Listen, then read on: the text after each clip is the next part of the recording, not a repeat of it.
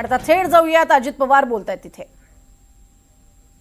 Opening होतं, आमचे कुलगुरू तिथं येणार होते.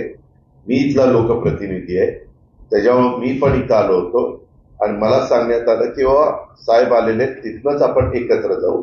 म्हणून मी पवार साहेबांच्या घरी तिथं गेलेलो होतो आणि तिथून आम्ही एकत्रपणे त्या कृषी प्रदर्शनाला गेलो. अर्थात आम्ही उद्घाटन कुलगुरूंनी केलं आणि मला पण शेतीची आवड आहे, अनेक पत्रकारांना माहिती आहे. त्याच्यामुळे मी पण मला जेवढी माहिती घ्यायची होती तेवढी घेण्याचा त्या ठिकाणी प्रयत्न केला. शशिकांत शिंदे म्हणाले आम्ही पंचायत समिती जिल्हा परिषद निवडणुका एकत्र लढणार आहोत. मग त्याच्या संदर्भामध्ये त्यांनी काय सांगितलं ते काही मी ऐकलं नाही. मी त्याच्याबद्दलची माहिती घेईन आणि मग त्याबद्दलचं बोलीन. एक आहे, हे आत्ताच्या काळामध्ये बहुतेक ठिकाणी स्थानिक लेवलला आम्ही तो अधिकार देतो, तुम्ही तिथं जिल्हा लेवलला काय करायचं काय नाही करा. आता तरी आम्ही सगळे महायुतीमध्ये काम करतोय. महायुती केंद्रामध्ये पण एनडीएचं सरकार आहे, राज्यामध्ये पण महायुती आहे. त्या पद्धतीनं आमचं काम तिथं चाललेलं आहे. तर पण ते म्हणाले की 12 ठिकाणी आम्ही एकत्र लढण्याचा विचार करतो. त्यांना जे योग्य वाटतं ते सांगतील ना. त्याच्याबद्दल तिथली त्या संदर्भात आपल्याला माहिती नाही, आपल्याला इंटरेस्ट शेतीपेक्षा ह्याच्यातच जास्त दिसतोय सगळ्यांना. त्यामध्ये आतापर्यंत जेवढ्या काही निवडणुका झाल्या मागे आघाडीच्या काळात पण, तर असले स्थानिक स्वराज्य संस्थांच्या निवडणुकीच्या संदर्भामध्ये स्थानिकांना ते अधिकार दिले जातात आणि स्थानिक लोक त्याच्याबद्दलचा निर्णय घेतात. दादा, गौतम अदानी बारामतीला निवडून गेले. आगामी काही दिवसात राज्यामध्ये आणि केंद्रामध्ये काय बदल दिसत? गौतम अदानी हे आपल्या एआयच्या उद्घाटनाला आले होते एकेका इमारतीच्या. ते उद्योगपती आहे.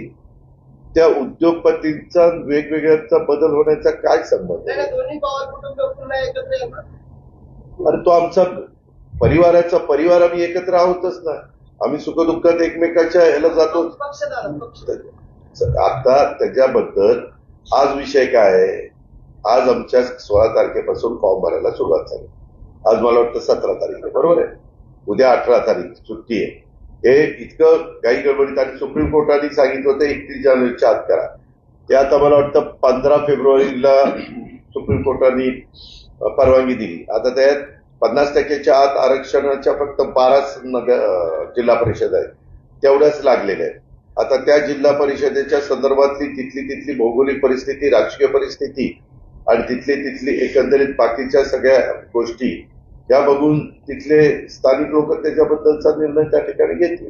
दादा, महापालिका निवडणुकीत भाजपला बहुमत चांगल्या प्रकारे मिळालेलं आहे. एकंदरीत पुणे आणि पिंपरी चिंचवडमध्ये राष्ट्रवादी काँग्रेसला सत्ता मिळेल असं चित्र होतं. का शेवटी मतदार राजा हा फार महत्वाचा असतो. प्रयत्न करणं हे प्रत्येक राजकीय पक्षाचं काम असतं. ज्यांनी त्यांनी प्रयत्न केले, परंतु भाजपला अतिशय चांगलं यश मिळालं. त्याबद्दल भाजपचं मनापासून अभिनंदन, मनापासून कौतुक. राज्याचे मुख्यमंत्री देवेंद्र फडणवीसांच्या नेतृत्वाखाली या सगळ्या निवडणुका भाजपने लढलेल्या होत्या आणि त्याला खूप चांगला प्रतिसाद मिळाला. आता इतरांचा त्याच्यामध्ये पराभव झाला. आता पराभव झाला, माझं स्वतःचं गणित असं असतं की पराभवाने खचून जायचं नसतं, पुन्हा त्याच्यामध्ये आपलं काम करत राहायचं असतं. अरे बाबा, अजून 24 तास पण झाले नाही. काल 3 वाजता निकाल लागला, पहाटे काही विषय. त्याच्यामध्ये सगळे बसतील, आम्ही त्याच्याबद्दलची माहिती घेऊ, काय झालं कसं झालं.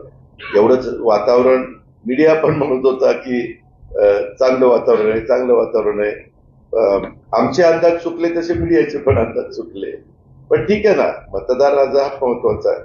माझ्या दृष्टीने आत्ताचं कृषी प्रदर्शन हे खूप महत्वाचं आहे आपल्या शेतकऱ्यांच्या दृष्टीनं.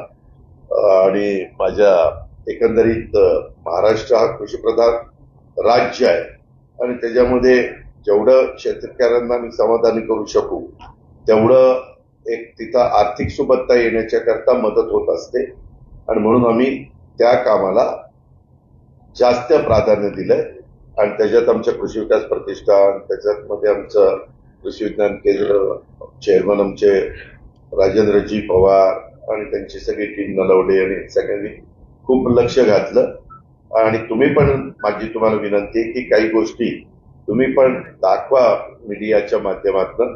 प्रिंट मीडियानी तसे ते माहिती द्यावी आणि इलेक्ट्रॉनिक मीडियानी ते दाखवावं की काय काय तिथं चाललेलं आहे. दादा, अनेकांनी ईव्हीएमवर आक्षेप घेतलेला आहे. रुपाली डोंगरे आपल्या नाही पक्षाचे हो, नेते आहेत. त्याच्यामध्ये मला त्याबद्दल काही बोलायचं नाही.